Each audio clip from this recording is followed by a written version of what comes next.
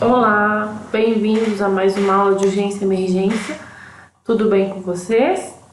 Espero que estejam todos bem. Hoje é a nossa última aula antes da nossa prova, né? A gente tem aula e prova na próxima semana. Então a gente já tá preparando aí para nossa reta final pra gente ir para a prova. Nossa prova vai ter aula dos 7 aulas, né? Questões das nossas 7 aulas até hoje. E na aula da semana que vem, eu vou tirar dúvidas, né, de vocês. Quem ainda tiver dúvida, não deixem de me procurar, tá? Que a gente vai esclarecer todas as dúvidas em relação aos conteúdos e as atividades que eu passei em aula. Elas vão ajudar um pouquinho aí nos estudos, tá? Para quem tiver dúvida ou não tiver feito ainda, então faça, pra gente não perder essas atividades, né, e não perder essa oportunidade de estudo. Em relação à prova, vão ser questões fechadas e abertas, a maioria fechada, mas nós vamos ter questão aberta também, tá bom? E hoje nós vamos falar um pouquinho sobre as intoxicações, tá? Então nós vamos falar na urgência e emergência aí sobre as intoxicações.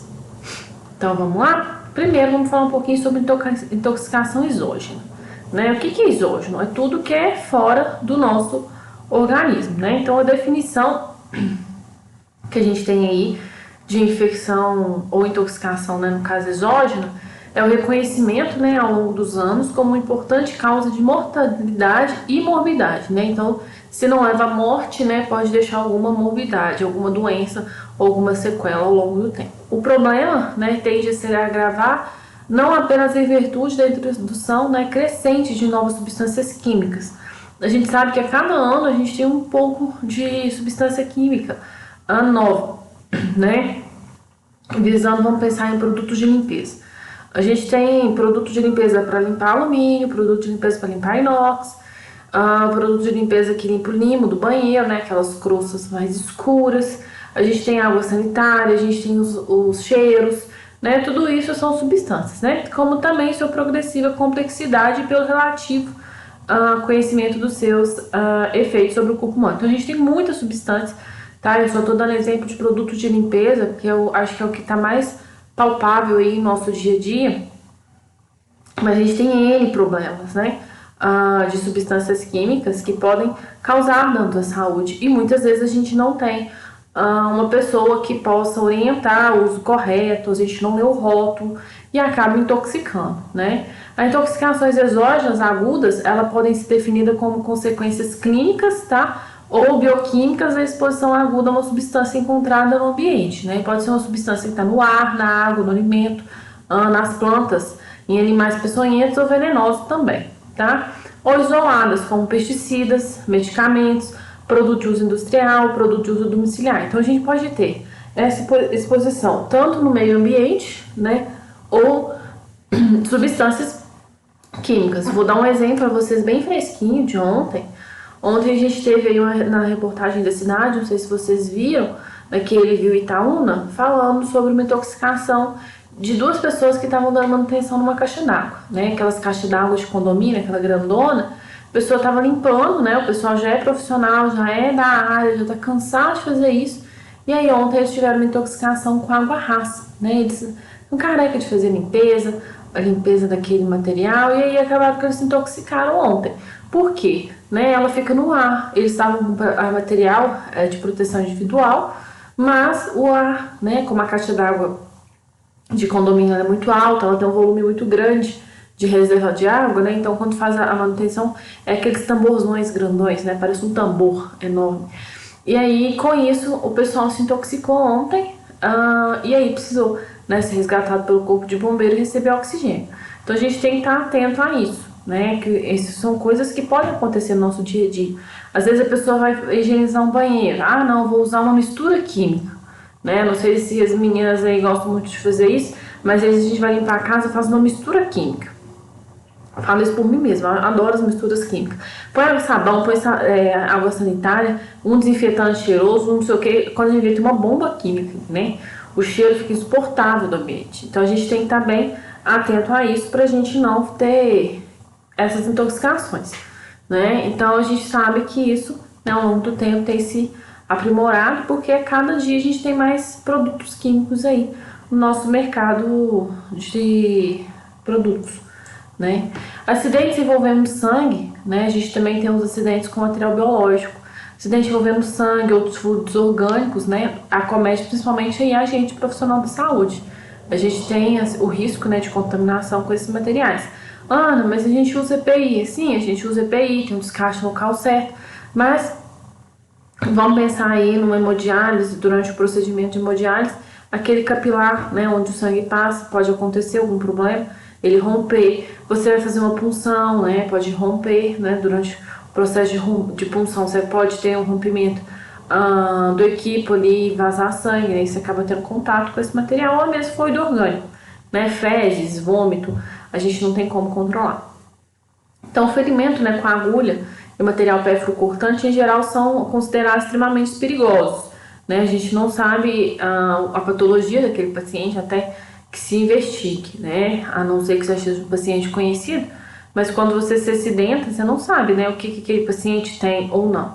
Então, ela é uma fonte que pode transmitir aí cerca de 20 tipos de patógenos diferentes, né? Desde o vírus da imunodeficiência humana, que é o HIV, a hepatite B e hepatite C e outros agentes infecciosos mais comumente envolvidos, né? Então a gente sabe que o meio de transmissão ele é um meio muito rico, né? Então ele pode, o sangue ele tá contaminado, ele pode transmitir N patologias, tá? Ana, mas e aí, o que a gente faz? Bem, quando você tem um acidente biológico, vocês vão ver que o paciente normalmente ele é conduzido pro pronto-socorro, seja esse paciente do acidente, a vítima do acidente, tem acontecido, né, em um ambiente que seja um posto de saúde, uma clínica médica, ou se for, né, já no próprio hospital, ela é conduzida. Por quê? E o infectologista, ele vai avaliar essa vítima e a gente vai ter dois protocolos. O primeiro é que você conhece a vítima, né? Se você conhece a vítima, é feito um questionário, né, com a vítima, é questionado vários fatores para ver se a pessoa tem risco de estar com alguma patologia, inicia o coquetel e faz os exames de sangue na vítima, tá? Então pode ser que a pessoa que foi contaminada use o coquetel por um tempo menor. Outras pessoas, né, que se acidentam com algo que ela não sabe quem foi o paciente, ela vai fazer o uso do coquetel aí por um período maior, tá? E ficar repetindo esses exames até que seja confirmado se ela tem ou não desenvolveu, né, alguma doença, tá? É um método preventivo, é bem desgastante. Não sei se vocês conhecem alguém que já passou por isso. Eu já tive a oportunidade de acompanhar uma pessoa passando por isso. É bem desconfortável, né? Eu nunca precisei, mas eu passei com uma amiga na época da faculdade. Ela se acidentou no bloco cirúrgico, né? Ela foi sentar em uma poltrona onde tinha um paciente, e aí quando ela pôs a mão na cadeira, a agulha espetou ela, e não é daquele paciente. Então provavelmente fizeram uma glicemia capilar, algum procedimento parecido, né, porque era uma agulha pequena, e acabou que caiu, passou despercebido, enfim. E ela se acidentou, como a gente não sabia quem era o paciente, ela precisou fazer o uso do coquetel, né? E aí tem vários efeitos colaterais, né, sem falar o transtorno e o medo, né, mexe muito com o psicológico da gente. E também é um tipo de acidente. Pensando aí nas intoxicações exógenas pelo ar, né, a gente tem as pneumoconioses. O que é isso? É um conjunto de doenças que podem acometer o pulmão, né? E aí ele pode causar, né, devido ao acúmulo de poeira nos pulmões e reações do tecido presente a essa poeira. Então o tecido pulmonar acaba reagindo devido à presença dessa poeira, né? E ele pode estar presente no ambiente de trabalho. E aí a gente tem que pensar, né? Poeira, então quer dizer que se eu estiver passando uma estrada de chão, respirar poeira, eu vou ter um problema? Não, gente, não é esse tipo de poeira que a gente tá falando, né? Esse nosso filtro, né? Nosso nariz consegue filtrar bem. Estamos falando aí de poeira, por exemplo, né? Da sílica, tá? É uma poeira que vai sair do material que tem sílica, tá? E ela causa a pneumoconiose, tá? Que é uma inflamação dos pulmões. E também dos trabalhadores de carvão, quem trabalha em minas de carvão, de extração de carvão mineral, tá? E também a inalação dela leva esse problema. A sílica, ela tá presente aí no mármore, tá? Então, ela pode levar a inalação aí dessa poeira, né? Esse pó fininho que vai se acumulando no pulmão. A gente também tem as avestoses, né, que é causada pelo abesto, pelo amianto. Não sei se vocês lembram, hoje a gente já não tem tanta telha de amianto, né? Hoje elas já são feitas de material, não é um material, é material industrializado, mas não quero dizer que não é amianto. É um material mais sintético, né, que não causa tanto problema. Mas antigamente as telhas, né, aquela telha comprida de coberta, a gente vê ela muito em cobertas, em algumas casas, é colocada telha de amianto. Esse amianto na produção ele solta o abesto, né? E aí acaba levando um acúmulo aí no pulmão. Nas pneumoconioses, a gente também tem devido a poeiras inorgânicas, né? Que pode ser a beriliose, que é a exposição ao berílio, tem a siderose, que é a exposição à fumaça do óxido de ferro, e os estanhose, né? Que é devido à exposição do estanho. Isso aqui é mais comum na mineração, tá?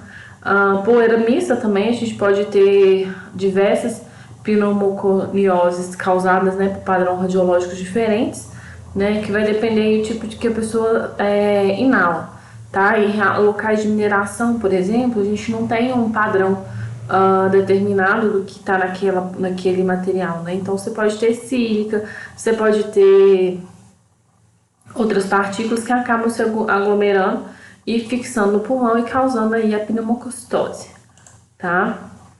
Aqui, ó, mostrando como que essa partícula, ela reage. Então a gente respirando, né, normal. O certo é que o ar entre e o ar saia. Fim. Ah, Ana, mas aí a poeira fica onde? Retira aqui nos nossos narinos, né, que é o nosso filtro. Mas essas poeiras, elas, como não são uma poeira tão fina, não é uma poeira comum, essas partículas têm a capacidade de não aderir nessa região e descer, tá? Então elas vão passar aí pela cavidade nasal, ó, descer e ficar aqui na região da traqueia e dos brônquios, tá? E aí, com o tempo, causar essas patologias.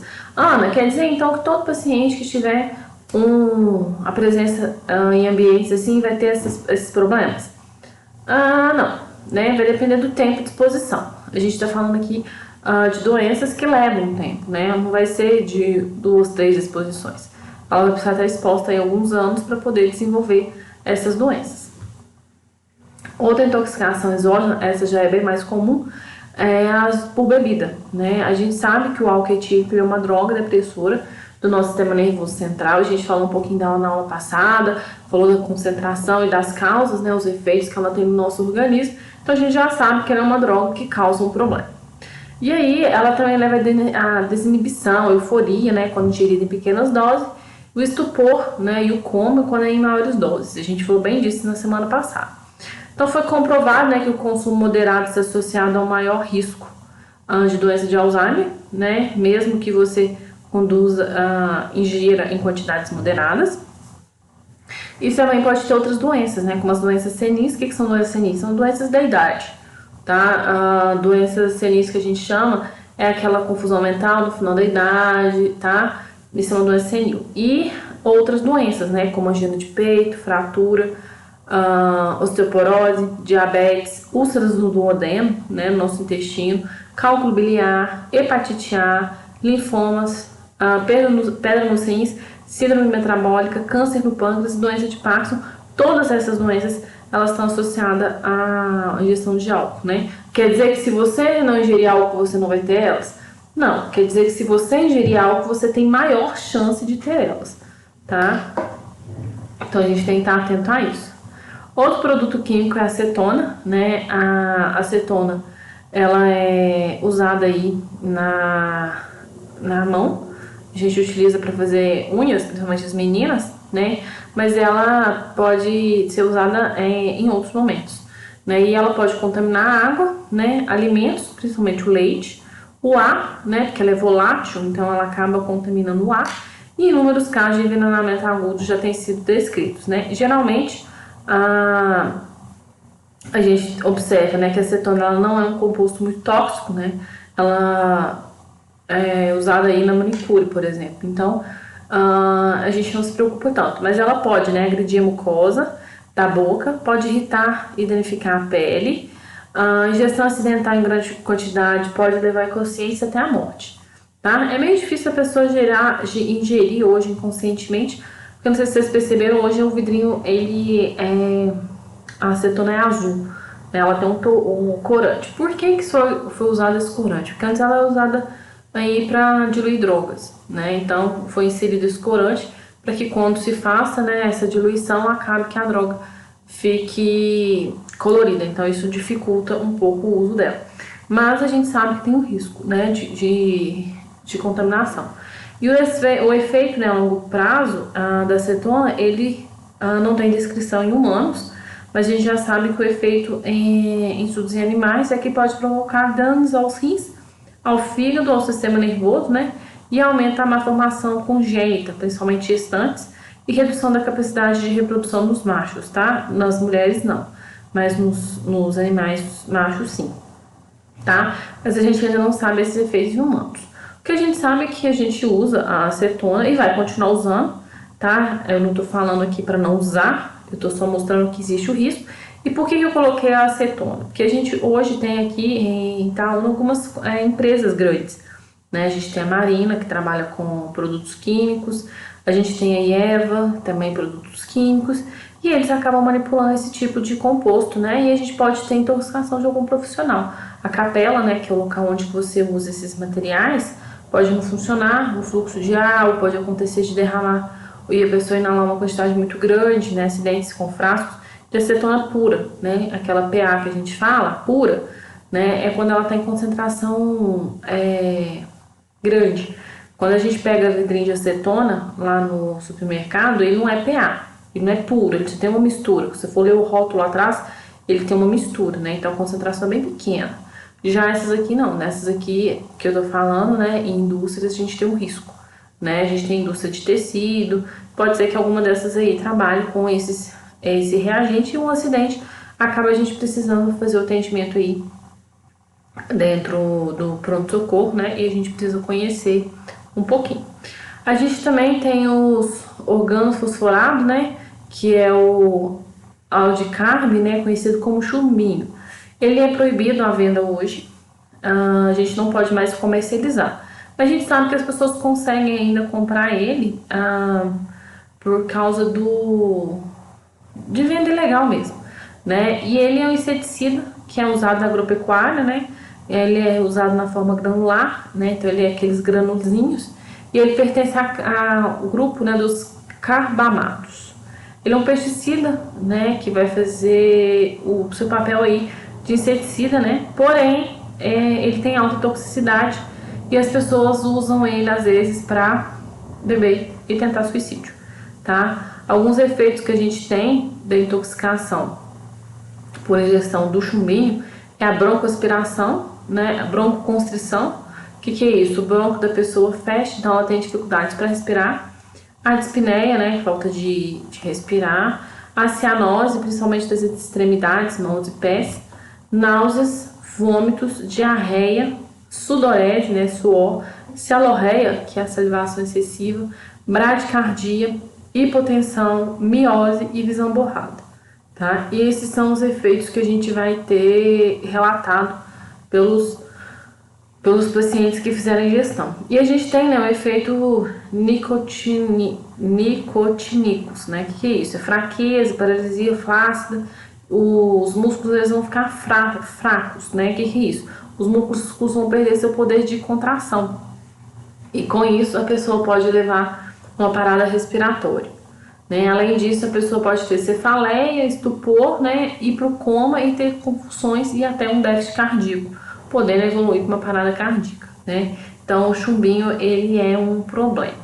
E aí, uma coisa que eu acho bacana no chumbinho é que em grandes quantidades a gente acaba tendo um tempo para fazer a lavagem gástrica e a pessoa não morre. E em pequenas quantidades, acaba que o efeito é rápido e a gente às vezes não consegue salvar a vítima, tá? Então a gente tem que estar atento a isso. Quando as pessoas não fazem, né, tentativa de autoextermínio, o que pode acontecer é alguém tentando envenenar outra pessoa, colocar o chumbinho aí na comida, né? Como ele é granular, acaba às vezes passando imperceptível, né? Então a gente tem que estar atento a isso. E aí, quando a gente tiver, né, que tratar a vítima, o que que nós vamos fazer? Primeira coisa é a estabilização da vítima, né?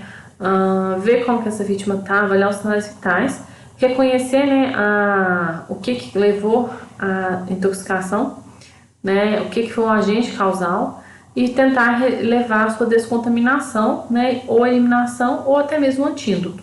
Isso vai depender do tipo de contaminação para a gente saber o que que a gente vai proceder. A estabilização, né, o que que vai ser isso? Vai ser o controle das vias aéreas. A gente vai tentar fazer limpeza, expiração, passagem de sonda naso-orogástrica ou orotraqueal, né, se for indicado fazer essa passagem. Fazer o controle da ventilação e da perfusão, né, vai depender do paciente, às vezes vai precisar de uma oxigenação, ou às vezes vai precisar mesmo de uma intubação, e aí vai depender do como esse paciente se encontra. Controle da circulação, a gente vai fazer o controle, né, da hipotensão, da hipertensão e até mesmo arritmias cardíacas, e controle das condições neurológicas, né, e qualquer alteração para pior a gente tem que comunicar imediatamente. A gente sabe que o paciente de intoxicação ele tem um quadro muito variado. Vocês vão ver que tem pacientes que não têm um quadro estável, né? E aí vai variar também de massa corporal, do quanto foi inalado, né, ingerido, enfim. Tudo isso influencia. As consequências para uma criança e para um idoso, a gente sabe que é bem mais complexo do que para um adulto saudável, né? Então, tudo isso a gente precisa estar atento. A gente precisa também reconhecer, né, a toxidrome, né, identificação do agente causal. Por quê? Porque não tem como você tratar se você não souber o que foi ingerido, né? Então a gente faz uma estimativa da quantidade de droga, né, que a pessoa ingeriu, qual o tempo decorrido desde a ingestão, né, desde o acidente até o atendimento, quais foram os sintomas iniciais, o que a pessoa que socorreu aí observou e o tipo de socorro domiciliar e os antecedentes médicos vão ser importantes. Ana, por que o tipo de socorro domiciliar? Não é só identificar e tentar fazer a pessoa vomitar? Um exemplo é isso, né? Tentar causar vômito. Não. A gente já falou um pouquinho em algumas aulas que dependendo da substância, né, principalmente substâncias corrosivas, se a gente tenta provocar o vômito, essa substância acaba causando mais um dano, né? Então não é simples assim. Então a gente tem que ver o que foi feito no domicílio, o que foi dado. Às vezes as pessoas dão leite, né? É muito comum. Eu tô intoxicado, dá leite. Para algumas substâncias a gente vai ver que tem um efeito bacana, ajuda. Outras não faz diferença e outras pode piorar o quadro, né? Então a gente tem que tentar fazer todo esse manejo para poder identificar aí o que aconteceu até o nosso atendimento. E a gente vai para a descontaminação, né? O objetivo aqui, né, é fazer um conjunto de medidas que vai visar diminuir a exposição do organismo a esse agente tóxico. Dependendo da exposição, né, se for pela via por pele, às vezes a gente vai ter que fazer a limpeza do paciente, se for por via de inalação ou por via de ingestão, a gente vai ter que avaliar, né? E aí o que a gente vai ver? A gente tem que estar atento, né? Que normalmente as vias mais comuns, né, vai ser a ingestão, principalmente quando se tratar de crianças, tá? A criança é muito comum, ela observa, principalmente líquidos, produtos de limpeza, é colorido, né? Muitos deles têm cor, então a criança acaba levando isso na boca. Né? O sistema respiratório, que é a inalação ou aspiração também é muito comum. A criança acaba cheirando aquilo por muito tempo, como o corpo é pequeno, né? Acaba que uma pequena quantidade já causa um dano, ou a transcutânea, né? Através da própria pele. Então a gente precisa estar atento a isso, né? E ver o que está acontecendo para poder fazer o tratamento adequado. Algumas descontaminações que a gente vai ver muito no pronto-socorro e vai acabar atuando, né? A gente tem o carvão ativado, ele é muito utilizado aí, principalmente para descontaminação gastrointestinal. Então, quando o paciente ingere, né, via oral, a gente acaba usando carvão ativado. Um cuidado muito grande que vocês precisam ter é que a gente fala muito no carvão ativado e às vezes a gente atende pessoas de zonas rurais, né? Que como já ouviu falar no carvão ativado, deu carvão para o paciente. Né? E o carvão que eles dão não é o carvão ativado, é o carvão de churrasqueira, tá? Então a gente precisa saber se também não foi feito isso. Lembra que lá atrás eu falei que a gente precisa saber o que aconteceu em casa? Isso é comum. Ana, mas o pessoal não é tão assim, gente, as pessoas fazem coisas na hora do desespero que a gente não imagina, né? Então, até uma tentativa, né, de salvar uma vida, mas faz algumas coisas bem consideradas bizarras, né? Então o carvão ativado ele pode ser administrado nos casos de injeção de produtos tóxicos, né, que sejam absorvidos pelo medicamento. Então, se for algo que o carvão consegue puxar, para sua maior eficácia, o procedimento deve ser realizado na primeira hora, após a ingestão da substância tóxica. Então, a gente tem que estar atento a isso. Mas a gente não consegue fazer sempre na primeira hora. A pessoa chegou já fazia um tempo, tá, né? E vai avaliar o que o médico vai achar, mas normalmente o ideal é a primeira hora. Tá? Doses múltiplas do carvão ativado podem ser consideradas, tá? Principalmente pacientes que ingeriram uma grande quantidade de carbamazepina, da pizona, fenobarbital, né, que é o cadernal, quimino e teofilina, tá? Então, os pacientes que fizerem uma injeção dessas substâncias, pode ser necessário, às vezes, mais de uma administração de carvão ativado. E a sua eficácia ela vai ser menor, né, quando o agente for tóxico e tiver uma grande massa, né, a pessoa tiver ingerido uma grande quantidade, ou ele conter ferro e lítio, tá? Aí também o carvão ativado ele não vai ter uma eficácia muito boa, tá? Mas a gente precisa estar atento à recomendação. A descontaminação respiratória, a gente vai, né, quando proceder, né, quando houver um tóxico, né, que foi inalado ou aspirado. E aí a gente vai tentar remover a vítima do local contaminado, né? O primeiro passo aqui, contaminação por via respiratória, é remover a vítima do local contaminado. Quando houver necessidade de intervenção de um socorrista, é indispensável que esse mantenha proteções de medidas de proteção para que ele também não se contamine, né? O exemplo de ontem, né, do acidente com a água rasa. Os profissionais ficaram contaminados, e aí como que o socorrista tem que fazer? Usar a máscara, né, para poder conduzir essas vítimas e não ter risco de inalação e contaminação. E promover a ventilação do meio ambiente contaminado, né? Não, mas tem coisa que se eu promover a ventilação vai contaminar outro ambiente, fato, né? Mas a gente tem que pensar na proporção. Um quartinho, né, uma caixa contaminada já não dando, né? Um ambiente todo, um galpão, uma área ventilada, essa concentração vai ser bem pequena e o dano vai ser bem menor para as pessoas, né? Então a gente tem que avaliar isso também. A gente tem a contaminação cutânea, que vai ocorrer aí pela pele, né? E aí, no caso das exposições cutâneas, é recomendável a gente fazer a lavagem do corpo com água corrente, tá? E água corrente só, não é para usar mais nada, e em abundância, né? Normalmente utiliza o chuveiro e deixa a água correndo ali por um tempo bom. E olhar locais que possam ocorrer a deposição do agente causador, né? Pode ser cabelos, né, que conseguem grudar, orelhas, axilas, regiões umbilical, genital e a subinguinal, né, por baixo das unhas, tá? São locais que podem ficar resíduos da substância. Então a gente tem que estar atento a esses locais e fazer a higienização deles com água. Esse procedimento ele vai ser indispensável, né, para que o agente tóxico não seja absorvido pela pele, e a gente vai observar principalmente os inseticidas organofosforados, tá? A gente tem um grande número aí de pacientes que relatam a intoxicação por esses agentes, tá? Então isso vai ser bem importante a gente fazer essa descontaminação do corpo. Ana, mas e aí? É só colocar debaixo da água e não precisa levar para o hospital? Depende, tá? Tem pacientes que você vai fazer esse procedimento inicial antes de levar o paciente pro hospital, mas não dispensa, né, a ida ao hospital. Então você tem que estar atento a isso. Então quando a gente fala que pode ser feita a lavagem inicial, sim, né, principalmente que às vezes o inseticida, a contaminação vai ser em zona rural, né, então até chegar ao serviço demanda um tempo, e aí você faz esse cuidado inicial e leva essa pessoa para o pronto-socorro, né? E não, é importante a gente falar o que foi feito anteriormente. A eliminação, né? A gente tem a eliminação que pode ser por vários métodos, né? Então a gente vai ter algumas medidas, né, que vão fazer a excreção desse material de uma forma mais rápida, né? Então a gente tem aí a diurese forçada, Né? O que é isso? Você vai aumentar medicamentos específicos que vão fazer uma hiperidratação nesse paciente, né? Então você vai dar uma hiperidratação e ele vai usar medicamentos que vão ajudar ele na diurese. Então ele vai fazer a excreção dessas substâncias através da urina.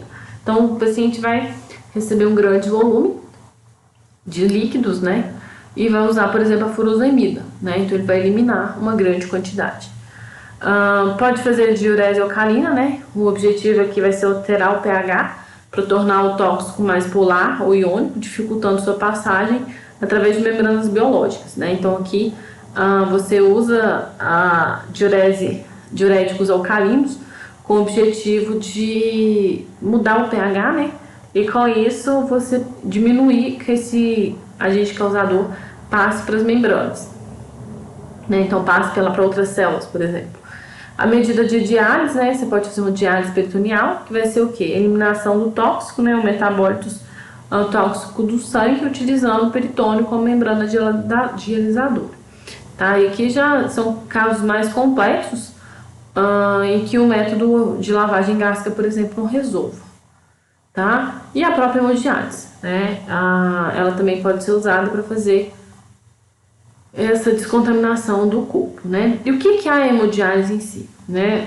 Vocês estão tendo aula disso, né? Uma disciplina só de hemodiálise, então vocês já sabem, né? Que o sangue ele vai circular através de uma membrana semipermeável, né? E aí o tóxico que tiver no sangue ele vai ser removido por difusão a favor de um gradiente de concentração. Então você tem um capilar, né? E aí você tem a hemoperfusão, que é a emulsão do sangue arterial, que vai fazer ele circular através de um filtro extracorpóreo, né? E esse filtro ele vai conter substâncias absorventes, como resinas, carvão ativado, que vai tirar essas substâncias tóxicas, e a gente tem o ensanguíneo, né? Que é a transfusão, que vai consistir na remoção do sangue do paciente e a reposição de sangue fresco, né? Então você acaba fazendo essa limpeza. A gente depois vai ter a plasmaferese, né, que consiste na retirada de um determinado volume de sangue do organismo, retornando todos os componentes para o sangue, menos o plasma, que é substituído por uma solução cristalóide. Então aqui a gente tem vários mecanismos que podem ser usados aí com o objetivo de eliminar esse agente causador da doença. Ana, mas e aí? É fácil assim? Não, tá? Isso vai depender mesmo da condição do paciente. O que os médicos preferem é a lavagem gástrica, tá? Vocês vão ver que é o que a gente mais faz, é a lavagem gástrica. Mas, alguns pacientes, infelizmente, a lavagem não é suficiente, dependendo do que foi ingerido, o tempo que ficou exposto, vai para uma diálise, né? Ou outros métodos que visam reduzir o efeito. A lavagem gástrica, como eu falei, né? Ela é digamos que o padrão mais escolhido, né? E ele é feito com solução fisiológica, tá? Então, recém-nascidos pode usar até 500 ml de solução fisiológica. Em lactentes, vai ser de 2 até 3 litros. Pré-escolares, de 4 a 5 litros. Escolares, de 5 a 6 litros. E adultos, de 6 a 10 litros. Isso vai depender do que foi ingerido, tá? E aí você faz a lavagem para fazer essa eliminação mesmo desse resíduo aí da região do estômago. Ana, é fácil fazer a lavagem? Olha, eu vou ser bem sério com vocês? Não, tá? Não é fácil, por quê? Primeiro, se você não sabe o tempo que às vezes a pessoa ficou exposta, tá? Você vai ver que muitas vezes a vítima chega e você pergunta, quanto tempo que ocorreu a exposição? Quem tá levando não sabe quanto tempo ocorreu, e você faz a lavagem na tentativa de diminuir essa absorção, tá? Mas nem sempre você vai ter um sucesso total e pode ficar algum resíduo aí no organismo ainda e precisar de um tratamento. Então vocês vão ver que a intoxicação, normalmente a pessoa fica em observação por um período, né? Por causa desse risco de resíduo mesmo que ficou e contaminou. O tratamento é o carvão ativado, né? Que eu falei com vocês. Ele vai ser administrado em doses, né? Então ele é diluído em solução fisiológica. A gente normalmente administra 4 horas ou 6, tá? é via sonda nasogástrica, então você mantém uma sonda aberta, né? E aí coloca o carvão e fica observando como que vai ser. Na ausência de peristalse, né, você pode administrar até 4 doses. Em criança, a gente utiliza 0,5 grama por quilo, tá? Diluído em 10% de solução fisiológica. Em adulto, 1 grama por quilo. Aliás, em criança pode chegar até 1 grama por quilo, tá? É o máximo, tá? De meio grama até 1 grama por quilo, tá? É uma quantidade grande, se eu for pensar de carvão. Uma criança pesa 10 quilos, se você for por meio quilo, você vai pôr 5, né? Então é uma concentração muito alta, tá bom? Mas aí a gente avalia também, né, gente, se tá dando certo ou não.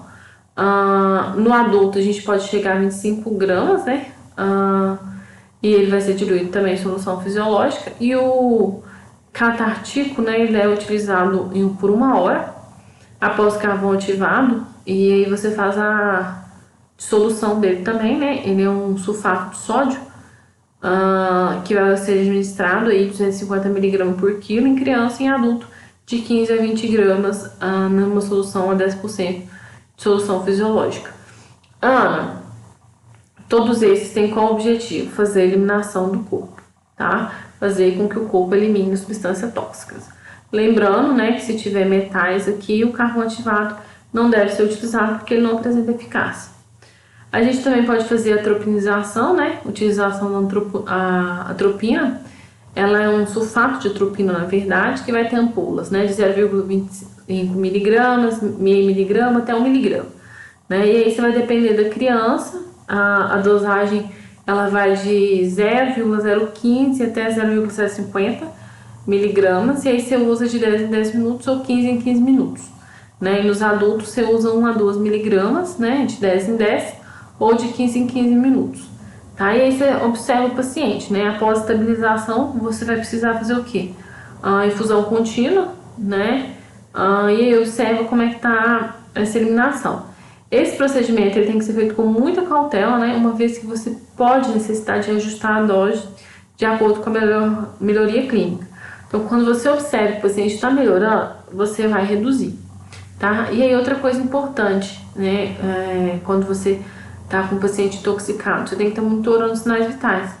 Por quê? Pode ser que a absorção da substância que ele inalou ou ingeriu, né, via oral é grande e a gente precisa estar atento a isso, porque pode já ter uma alteração, né, rebaixamento de nível de consciência, parada respiratória, até parada cardiorrespiratória durante o procedimento, né? Então esses pacientes eles não são os pacientes muito tranquilos não, tá? Então vocês têm que estar atento a isso. E a gente vai ter os sintomas, né? Os sintomas, eles iniciam a partir de 30 minutos após a ingestão, né? Ou até mesmo 1 a 2 horas depois da exposição. E tem uma média de duração curta, tá? Porque você tem inibição colinesterásica, né? Tem uma enzima que é responsável pela hidrólise da acetilcolina e revertida espontaneamente, tá? Em menos de 6 horas em alguns casos. Mas, né? A gente tem que ficar atento porque nem todo paciente vai resolver sozinho os sintomas, né? Você vai precisar, às vezes, de uma intervenção. Ana, todo mundo precisa de uma intervenção? Não, tá? Tem paciente que você vai ter intoxicação e você vai só monitorar os sinais vitais, porque o tempo já passou, ele já tá com aquela substância no intestino e a gente precisa esperar a eliminação fisiológica, tá? Então a gente tem que estar bem atento a isso. Como a gente sempre fala, né, o tempo aqui é primordial, né? Na urgência e emergência o tempo é primordial de atendimento. Mas o paciente ele chegou para mim, já tinha 2 horas da ingestão. A gente sabe que 2 horas da ingestão esse negócio já tá indo no intestino, né? Então a gente vai monitorar os sinais vitais e ver se o médico vai indicar algum medicamento, né? A lavagem gástrica, infelizmente aqui não vai ser muito eficaz, já que o negócio já tá lá no intestino, né? E a lavagem ela funciona bem aí quando a substância ainda tá no estômago. Questões de sinais e sintomas, a gente tem que estar bem atento, né? Porque o que a gente vai observar? A gente vai observar celorreia, né? A salivação excessiva, sudorese, miose, Borramento de visão, o paciente relata que está com a visão borrada, náuseas, vômitos, dores abdominais, pode ter diarreia, pode ter tenesmo, pode ter incontinência fecal, hipersecreção brônquica, rinorreia, broncoespasmo, dispneia, cianose, hipotensão, incontinência urinária, taquicardia, hipertensão. Acabei de falar hipotensão, pode ter hipertensão, tá? Então essa aqui é uma lista que eu não vou ler ela toda para vocês, porque não faz sentido, né? Vocês precisam ter ela e saber que existe. Mas quais são os sintomas de uma pessoa intoxicada? Todos esses. Ah, Ana, mas a pessoa não vai ter todos. Não. Exatamente. Mas pode. E aí? O que vocês me acham? É um problema, né? Então, quando a gente vai trabalhar com intoxicação na urgência, lembra que eu falei? Precisa olhar os sinais vitais, né? É uma coisa que vocês têm tido bastante dúvida quando eu falo sobre monitorização de sinais vitais. Eu até pedi um caso clínico para justificar, né? Monitorar os sinais vitais de 4 em 4 horas. E aí muita gente me perguntou, mas não entendi. Por que você tem que monitorar? Olha o tanto de sintomas. Tá? O paciente ele pode chegar com uma sudorese. Estou suando, estou intoxicado, estou com sudorese. De repente ele começa a vomitar, a pressão cai e ele para. Então o cardíaco que morre. Nossa, Ana, mas você falou que podia ter um monte de sintomas e um monte de evolução. Tá? Por isso que a gente tem que estar atento a esses pacientes. O que eu falo em sinal de monitorização é ver meus sinais vitais e avaliar esse paciente de perto. É difícil, né? É porque a gente tem muito paciente pra gente cuidar no plantão, né? E dependendo o período, né? Vocês vão ver no final de semana, às vezes aumenta o número de gente que a gente precisa atender. É uma demanda bem complexa. Mas se você não tiver atenção, a gente pede um paciente rapidinho, tá? É um paciente que pode evoluir aí para uma parada cardiorrespiratória e a gente perder ele. Aqui, né, uma estatística mostrando a intoxicação, né, infantil. O que ganha disparado é a medicação, tá? Ana, por que de medicação ela ganha disparado? Por quê? Medicação é algo que você tem em casa, então é muito fácil para o paciente pegar e beber, principalmente criança, né? A gente sabe que isso é muito comum. E resultado, a gente já sabe o que acontece, né? Criança ingeriu, acabou. E criança ela precisa de uma quantidade pequena, né? Então vamos pensar um medicamento para hipertensão, né? Comum. Para um pai, a dosagem aí talvez seja 100 miligramas. Se fosse uma criança ter que usar esse medicamento, seria 25, né? Então um comprimido já é 4 vezes a dose. E a criança toma 4, 5 achando que é balinha, né? Então vocês vão observar que hoje balas foi estimulado, né? Usar blister, né? Por quê? Porque isso leva a criança a achar que ela está ingerindo balinha. E isso é um problema, né? Que a criança acaba ingerindo a balinha, e a balinha é um medicamento que leva um problema. O segundo maior aqui são os produtos químicos com, 14%, que vai estar os raticidas, tá? Que são produtos aí para matar ratos. Eles são granulados normalmente. A gente tem muito produto granulado e isso acaba levando, né, a criança a querer ingerir esse tipo de substância. O segundo, né, o terceiro é os produtos químicos, muito comum, com 12%. A gente também tem aqui o produto químico de uso domiciliar, né? Então, tanto de uso industrial quanto domiciliar são eles estão para aí 12% a 14%. Tá? Então vocês estão vendo que são produtos que a gente já está acostumado, né, ao dia a dia e acaba a criança inalando e contaminando. Aí depois a gente tem plantas, né, plantas tóxicas em casa, aquela Comigo Ninguém Pode, acho que muita gente conhece. É uma planta que o pessoal usa para tirar molhado. Espada de São Jorge também, elas são tóxicas, tá? A criança acaba comendo aquilo, né, tá na fase de engatinhar e come e acaba tendo um problemão aí, tá? E a gente tem que pensar nas precauções e recomendações, né? Primeira coisa, a gente orienta a não usar laxante, né, para o paciente intoxicado. A gente não estimula o uso de laxante.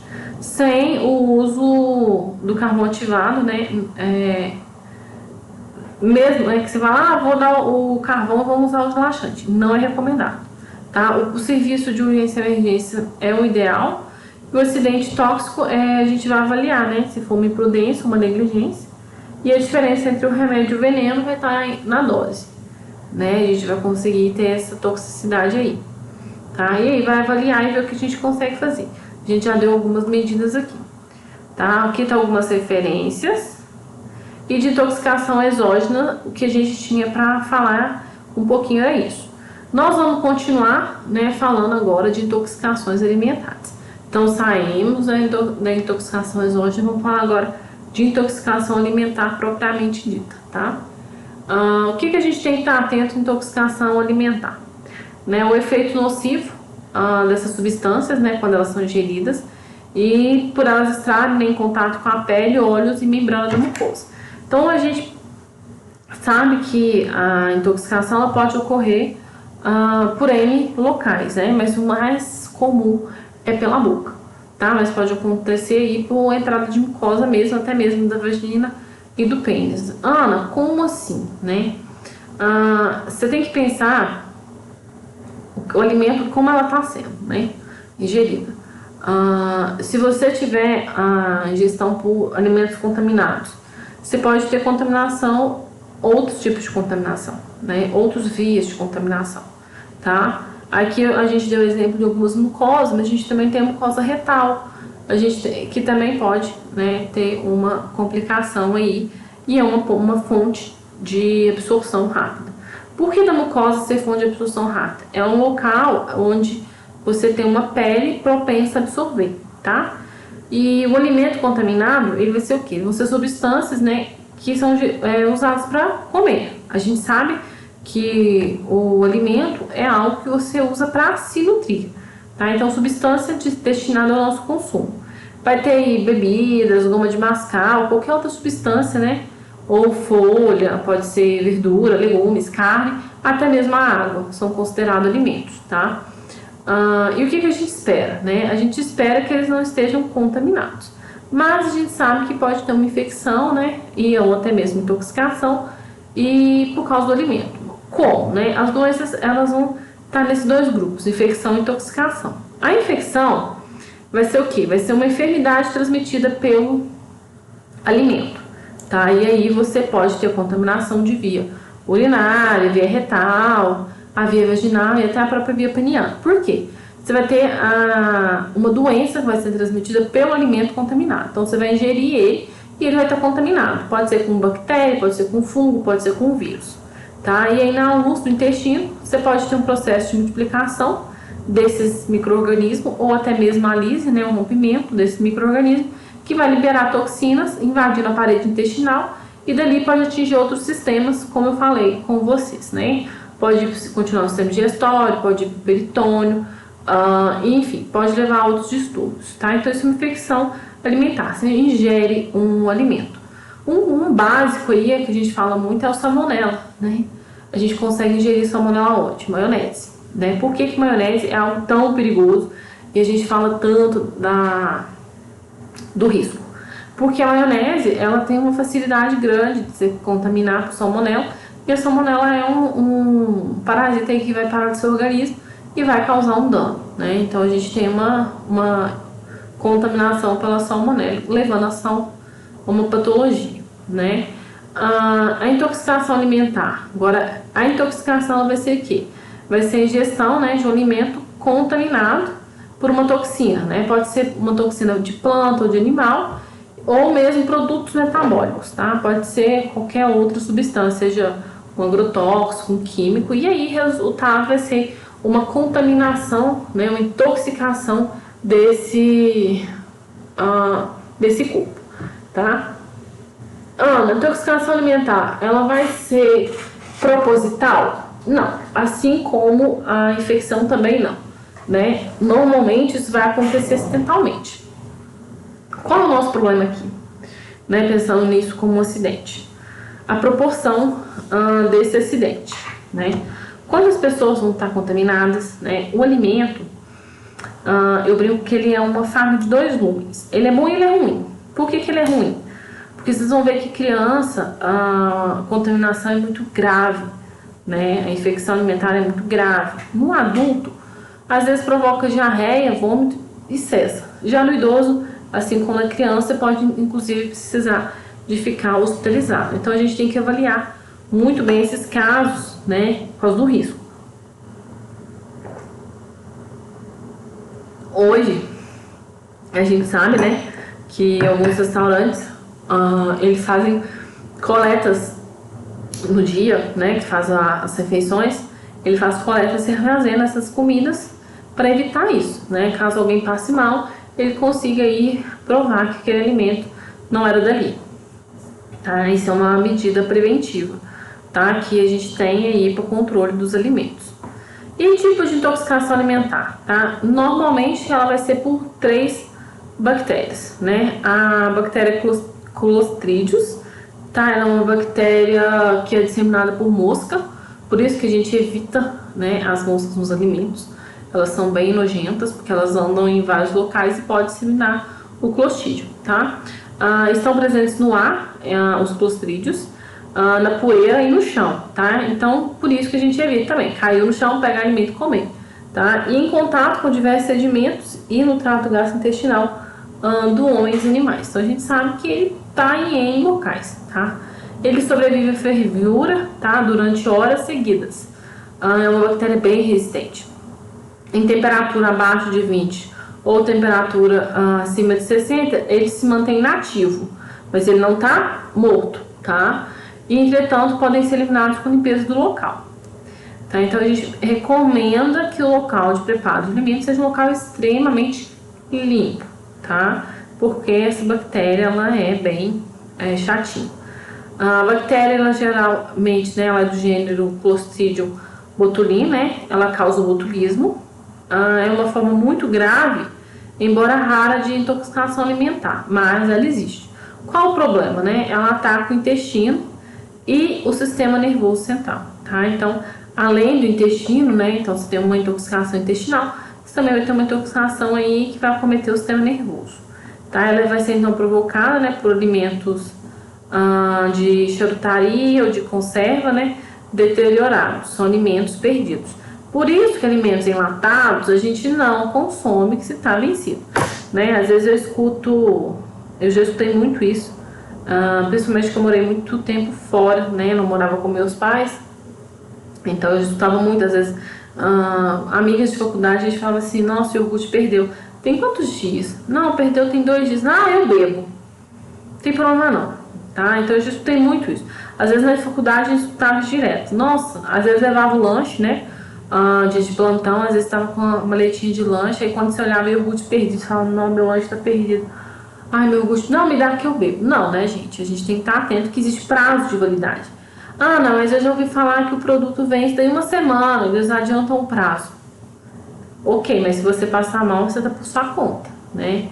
Então eu acho que a gente tem que estar atento a isso, né? Ah, Ana, mas a gente vai ter que ficar comprando por causa de um dia, vai ter que jogar o alimento fora. Eu deveria ter bebido um dia antes, né? Eu, por exemplo, sou contra ingestão de qualquer alimento. Lata amassada. Ah, mas a lata tá amassada no supermercado porque ela caiu. O que me garante, tá? Embalagem estufada. Tudo isso eu acho que tem que estar atento. A toxina causadora é encontrada frequentemente em alimentos confeccionados artesanalmente, né? Como cogumelo também, salsicha, derivados de carne e palmito. Felizmente, devido ao processo nas técnicas de alimentação e conserva, tem-se observado diminuição importante desse tipo de substância.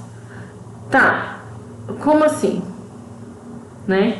A gente tem que estar atento que esses alimentos, cada dia mais tem sido controlado, né? O processo de enlatamento. Então, a gente observa que hoje em dia a incidência é bem baixa, mas ainda existe o risco. A segunda é a salmonela. Né? Ela é um grupo, né, de bactérias do gênero Salmonella. Ela pertence à família das Enterobacteria, tá? E ela existe diversos tipos, né, desse germe. Ela pode ser transmitida para nós por alimentos contaminados. E como que esses alimentos vão estar contaminados, né? Diversas formas a gente pode observar. Aparência e cheiros normais, tá? É normal você olhar e ver e falar, tá tudo bem. Esse alimento tá normal. Mas ele pode estar presente na carne de gado, galinha, ovo, leite, tá? É normal. É muito frequente a contaminação de alimentos crus de origem alimentar, tá? Principalmente os crus. Por isso que a gente pede para ferver leite, tá? Não ingerir o leite direto da vaca. E por causa do risco aí da salmonela. Ana, o que a gente pode fazer para não contrair salmonela? Higienização dos ovos, né? Não guardar eles sem higiene. Carne, comprar e cozinhar, não deixar armazenada somente na geladeira, né? Se não for armazenar para comer rápido, congela, tá? Por causa da deterioração do próprio material. E os estafilococos, né? Ele está presente no nosso intestino. E ele aparece aí entre 1 e 6 horas após a ingestão do alimento contaminado, que vai levar ao quê? A diarreia, tá? Exemplos de alimentos contaminados por enterotoxinas, né? Do estafilococos: queijo, bolo, refeições prontas, frango embutido, leite derivado, massa, maionese caseira, tudo pode estar contaminado, tá? Tudo vai demandar o quê? Cuidados com a higiene, tá? Primeira coisa, cuidados com a higiene. E aí os sintomas que a gente vai observar é diarreia, né? Eu falo que é bem tranquilo, o paciente vai ficar fraco, mas mais tranquilo, náuseas e dor abdominal, é o recorrente. Mas ele pode apresentar vômitos, né? Que algumas vezes vai ocorrer após algumas horas da ingestão do alimento, e a dificuldade em respirar, tá? E aí vai depender do tipo e da gravidade da infecção. Pode ter febre, dor de cabeça, tonturas, visão distorcida, fraqueza e eventual paralisia, boca seca. E os idosos e as crianças vão ser os que vão oferecer maior risco, né? Porque pode ter, inclusive, desidratação. Isso pode levar a uma parada até cardíaca, dependendo do nível de desidratação dessas pessoas. E as pessoas, né, com problemas crônicos, diabetes, AIDS, câncer, né, o cancro aqui é o câncer, né, reduzem a resposta aí do sistema imunitário e pode levar um problema do paciente, tá? Nesse grupo de risco. E aí vocês têm que estar atentos a isso. Ana, mas é tranquilo? Não, tá? Vocês vão ver que a intoxicação é bem complexa, no sentido que você às vezes não sabe o que foi o agente causador, tá? E aí o que a gente orienta? Repouso, né? Para a gente ficar em repouso, ingerindo uma grande quantidade de líquido para evitar a desidratação. Procurar não usar antidiarreicos, tá? As pessoas falam, toma um antidiarreico, resolve. Não, porque ela vai prender toxina dentro do organismo, tá? E procurar um médico. A intoxicação normalmente ela vai desaparecer por si só, tá? Sem precisar de algum tratamento necessário, direcionado, mas, né, tem que ficar atento. E procurar médico rapidamente se estiver, né, acompanhado de sangue, né, faz diarreia, você vê presença de sangue. Se o paciente pertence ao grupo de risco, adulto, criança, idoso e quem tem câncer ou diabetes, e se há suspeita de botulismo, né, por causa do risco de acometer aí o sistema nervoso central. Você acometeu o sistema nervoso central, o que a gente faz? Aí vai depender do médico, tá? Vocês vão ver que o médico é que vai fazer a conduta de acordo com o que está sendo apresentado neurologicamente. Quem faz aí vai ser o neurologista mesmo, que vai fazer esse acompanhamento, tá? As outras síndromes, a gente não tem tanto risco aí de a gente ficar pensando no sistema nervoso central, tá? Mas a hidratação do paciente, ela é bem importante, tá? A gente tem que estar bem atento a isso. Ana, mas e se o paciente não estiver hidratando, né? Às vezes ele vai ser necessário hospitalizar para poder hidratar, tá? Porque chegam ao nível de fraqueza grande por falta de hidratação, tá? E aí, vamos para nossa atividade do dia? Deixa eu abrir ela aqui. Voltei. Então, aqui está a nossa atividade, né? Da nossa aula 7. E aí, eu quero que você explique, né, o que é intoxicação exógena e citar 2 tipos de intoxicação alimentar e explicar os tipos citados, tá? Bem tranquilo, tá bom? O prazo de entrega é 1 semana, então próxima sexta, né? E na próxima semana a gente já tem aí nossa primeira provinha, tá? Quem tiver dúvida, até o dia da prova, pode perguntar. Dúvidas depois que eu enviar a prova é meio difícil, né? A gente precisa avaliar aí o conhecimento, tá? Então, fiquem atentos a me mandar as dúvidas antes da prova, certinho? Qualquer dúvida, estou à disposição, só me chamar, seja pelo e-mail ou pelo WhatsApp, tá bom? Bom final de semana para vocês e não esqueçam de estudar, aproveitem o final de semana pra gente poder fazer nossa prova aí com paz, tá bom? Fiquem com Deus.